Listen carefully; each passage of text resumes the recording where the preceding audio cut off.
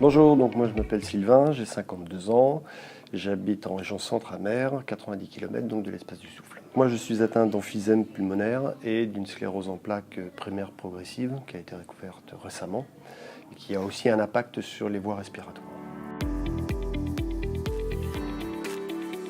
Un emphysème, c'est des poches d'air qu'on a dans les petites alvéoles n'arrivent plus à faire leur mouvement parce qu'elles ont perdu de leur élasticité. Ça crée des poches d'air à l'intérieur des poumons et en fait, on n'arrive plus correctement à évacuer le souffle. On reste toujours avec une quantité de gaz carbonique à l'intérieur. Voilà, on va dire ça comme ça.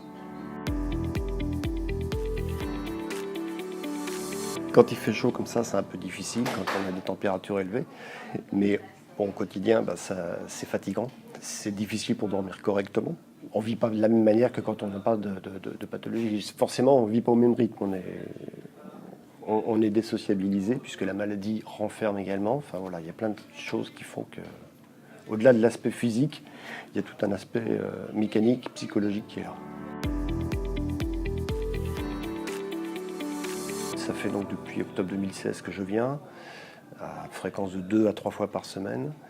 J'ai pu comprendre ce qui m'arrivait vraiment, quelle était ma maladie. J'ai pu augmenter mes capacités, non pas capacité pulmonaire, je ne peux pas augmenter, mais ma résistance, récupération d'efforts.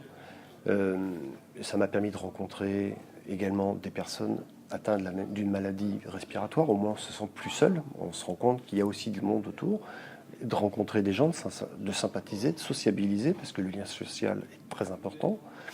Ça m'a permis d'apprendre également à gérer mon souffle en cas de stress et autres, puisqu'on a entre guillemets, des cours théoriques sur ce que sont les maladies pulmonaires, les traitements et autres.